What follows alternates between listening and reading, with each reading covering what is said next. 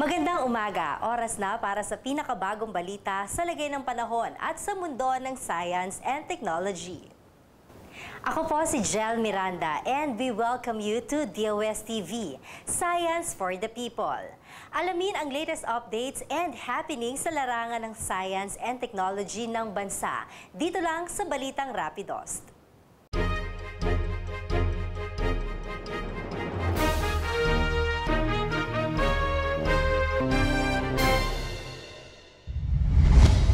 Website para sa mga captured images ng Diwata 1 inilunsad. Maaari na makita at ma-download ng publiko ang mga larawang kuha ng kauna-unang microsatellite sa bansa, ang Diwata 1. Ang engineer Mark Edwin A. Tupas, isa sa mga project leader ng Diwata 1, malaki ang maitutulong ng mga larawang ito sa mga siyentipikong maghasagawa, nagkakulang pag-aaral, pagsusuri at pagpaplano para sa ganitong teknolohiya. Para sa nais kumuha ng mga images ng Diwata, mangyari lamang na magrehistro sa www.phil.microsat.epd.edu.ph.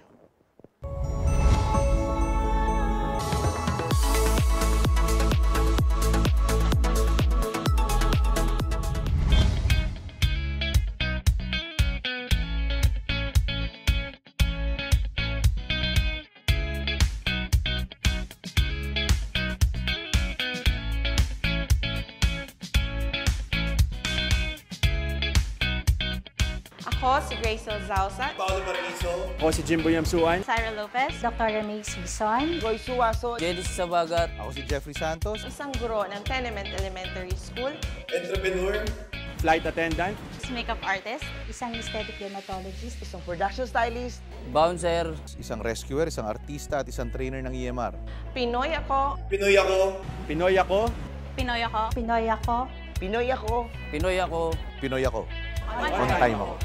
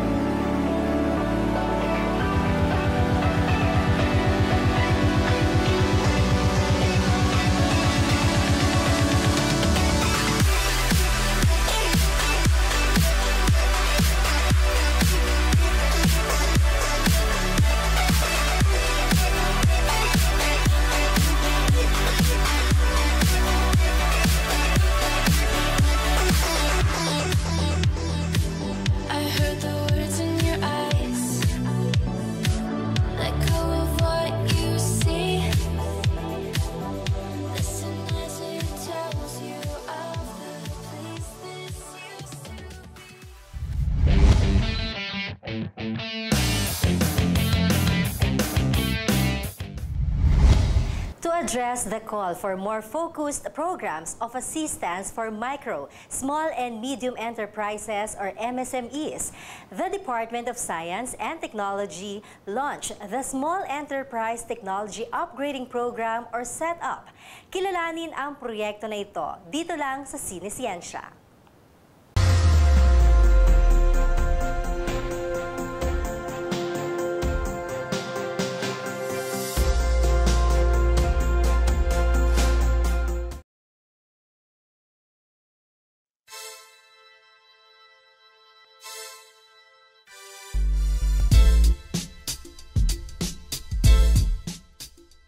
Iba-ibang regions kasi sa Pilipinas, iba-iba ang settings.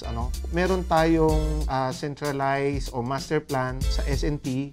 Nag-iiba siguro kung ano yung mga commodities, ano yung mga priorities ng iba't ibang regions.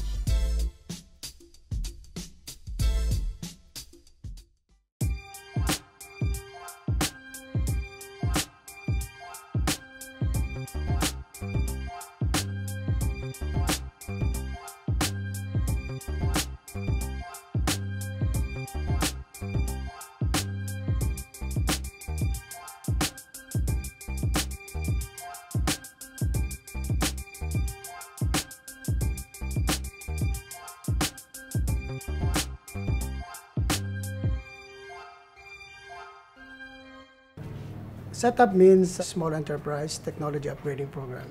Started way back in 2002, 2003. It's been running for almost 13 years now. It aims to uplift and upgrade to support the development of the micro, small enterprises, medium enterprises, through technology upgrading, technical assistance, training, product development, IT, and so on and so forth.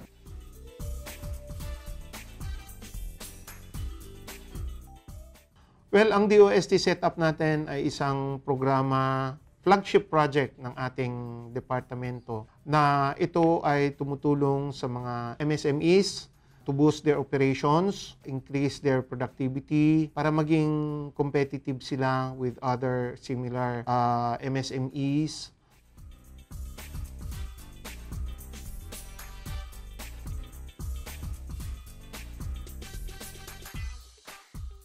Ito ang hangarin nito para makalaban sila. Ang ultimate goal natin dito kasi is yung export market. Sa ating mga probinsya, maraming maliliit na mga negosyante na hindi kayang umunlad dahil unang-una kulang na kulang sila ng teknolohiya.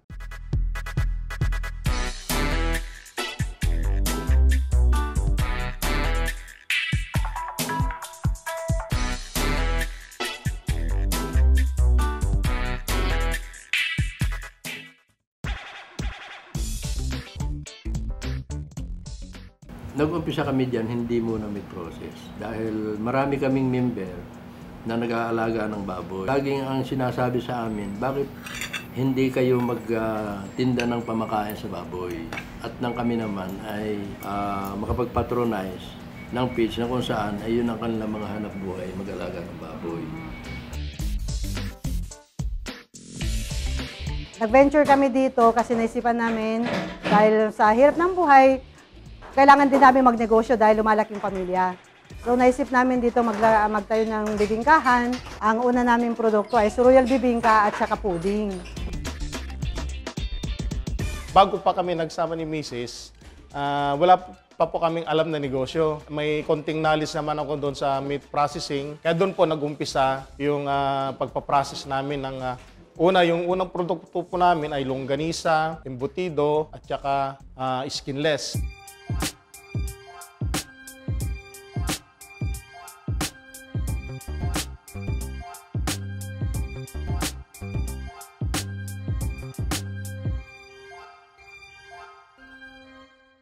So kami nga ay sa rekomenda rin nung nagturo sa amin, naghahanap siya ng mga segunda mano na makina na kung saan ay di kami amin binili kahit sabi namin parang napakamahal nito.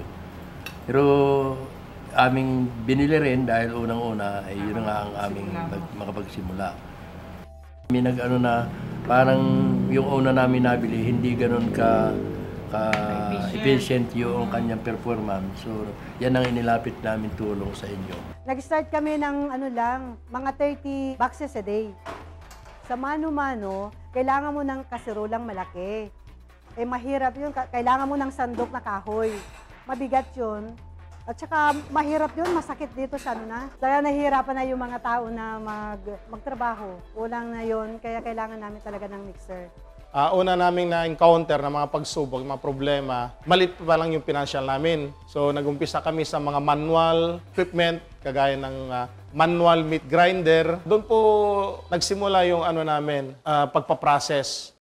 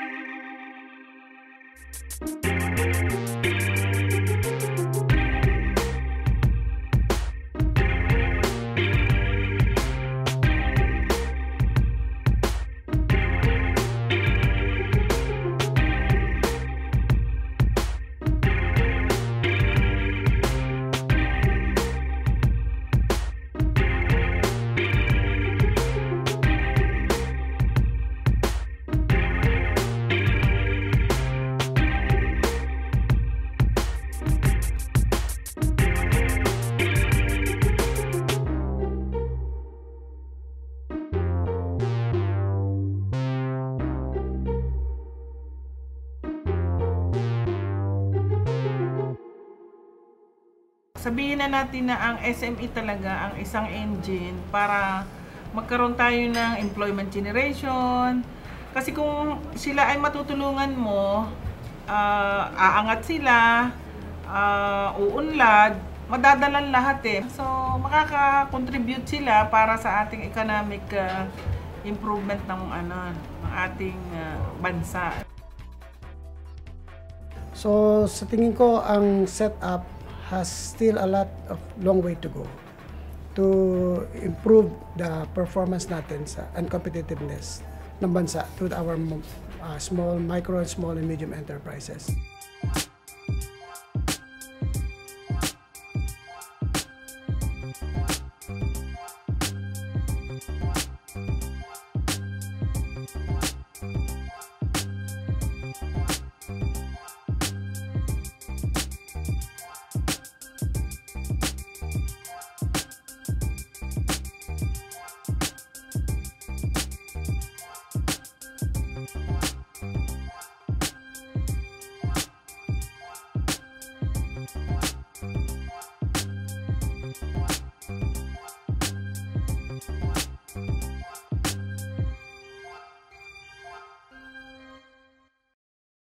Malaking bagay yung nagawa ng DOST sa amin dahil sa ganung pamamaraan, ito nga, tuloy-tuloy na nandito yung ating produkto.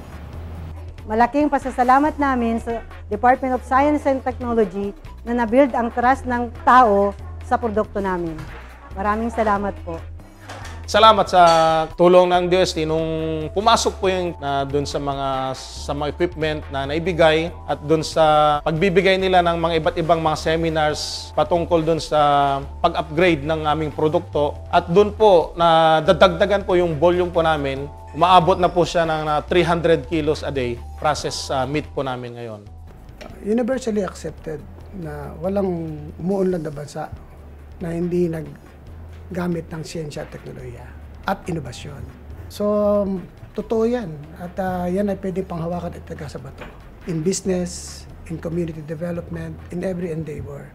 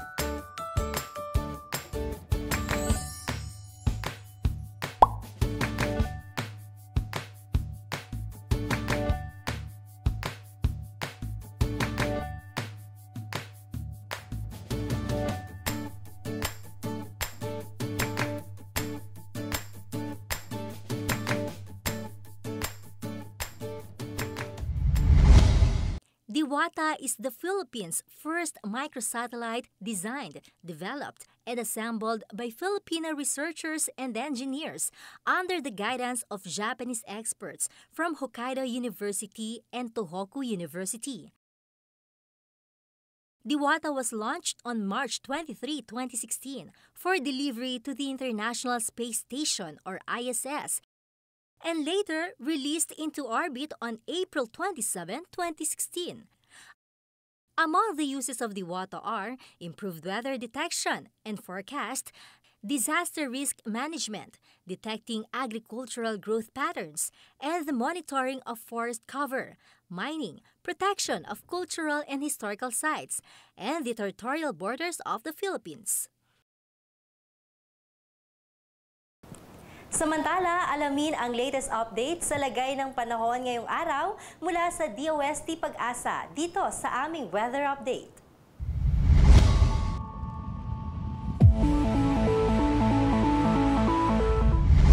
Maraming salamat, Jel. Magandang umaga sa iyo. Magandang umaga rin po sa lahat ng taga-subaybay ng DOST TV. Narito naman po ang magiging taya ng panahon para susunod na 24 oras. Tama yun, Jel. Kahapon nag-declare na po, ang ating pong ahensya ay nag-declare na ng onset ng rainy season. Ibig sabihin po niyan, talagang tag-ulan na po. Nasatisfy na po lahat ng criteria. At bukod pa doon, Jel, nakapagtala po tayo ng mga malawakang pag-ulan dito po sa may kanlurang bahagi ng ating bansa. Samantala, ngayong araw, wala naman po tayong bagyo o low pressure area na makakaapekto sa ating bansa o saan man sa Philippine Area of Responsibility. Patuloy pa rin pong umiiral ang frontal system kung saan nakakaapekto po ito sa dulong Hilagang Luzon. At dahilan po dito po sa Luzon, ang probinsya po ng Ilocos, Batanes at Cagayan ay direktang naapektuhan ng frontal system at ngayong araw maaari po itong makaranas ng mahina hanggang sa katamtamang pagulan at pagkidlat pagkulog. At ang kalangitan sa lugar na ito ay magiging maulap. Samantalang ang Metro Manila at ang nalalabing bahagi ng Luzon ay magkakaroon naman ng bahagyang maulap hanggang sa maulap. Ibig sabihin niyan, kung may mga pagulan man, ito po ay may dulot ng mga thunderstorms. 2 oras bago ito mangyari, kung ito makita ng ating Doppler radar, magbibigay tayo ng thunderstorm advisory. Samantala, ang temperatura naman po sa Luzon ay nasa pagitan pa rin po o maglalaro pa rin po sa 33 degrees Celsius hanggang 34 degrees Celsius. Kung makikita mo dito sa Puerto Princesa, sa Legazpi at sa Tugigaraw, nasa 33 degrees Celsius. Pero dito naman po sa Metro Manila, maaari pa rin po itong umabot ng 34 degrees Celsius. Pinakamababa pa rin po sa Baguio, kung saan maaaring umabot ng 23 degrees Celsius. Dito naman po sa Visayas, bahagyang maulap hanggang sa maulap ang buong Visayas. Ibig sabihin yan, kung may mga pagulan man, ito ay dulot ng thunderstorm. Gaya ng nabanggit ko kanina, kung ito makita ng ating Doppler radar, 2 oras bago ito mangyari, magbibigay tayo ng thunderstorm advisory. At ang temperatura sa Visayas ay nasa pagitan ng 33 antas ng sentigrado. Dito naman sa Mindanao, ganun din po, bahagyang maulap hanggang sa maulap ang mararanasan. Ibig sabihin yan, maliwalas, maganda pang panahon. Mga thunderstorm po ang maaring magbigay ng mga pagulan. At gaya ng nabanggit ko, 2 oras bago ito mangyari, kung ito nakita ng ating Doppler radar, magbibigay tayo ng thunderstorm advisory.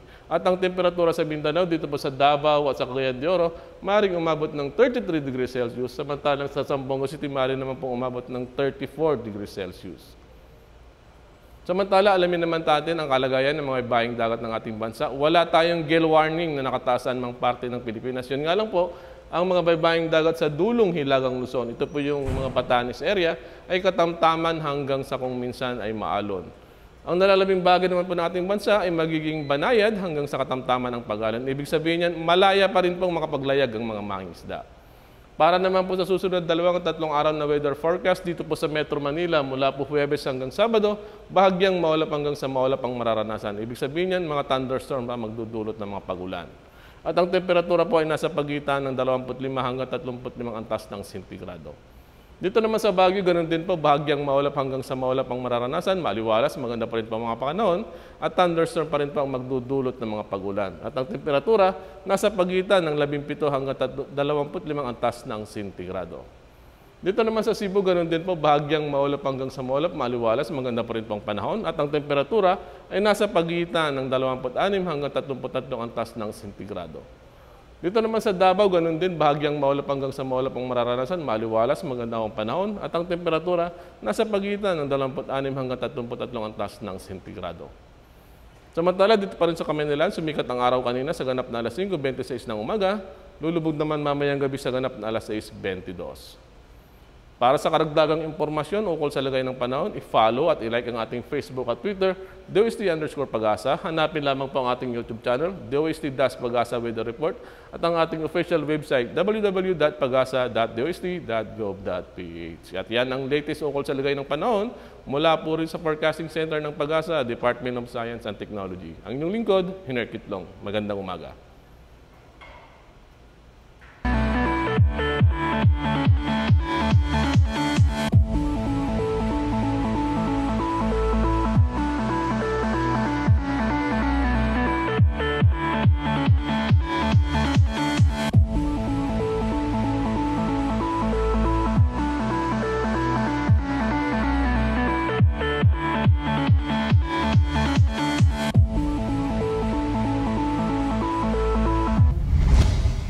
That's it for today. For more information, just log on to www.dostv.ph and visit our social media accounts. Abangan ang aming documentary tungkol sa One Store, an e-commerce web application that features products from MSMEs assisted by DOST. Bukas sa aming Sinisiyensya. Abangan din ang update sa lagay ng panahon mula sa DOST Pag-asa tuwing alas 5 ng umaga at alas 5 ng hapon. Always remember, in progress, science is the key. Kaya sabay-sabay tayong makiisa at gamitin ang siyensya. Kami ang DOST TV, the program that delivers science for the people.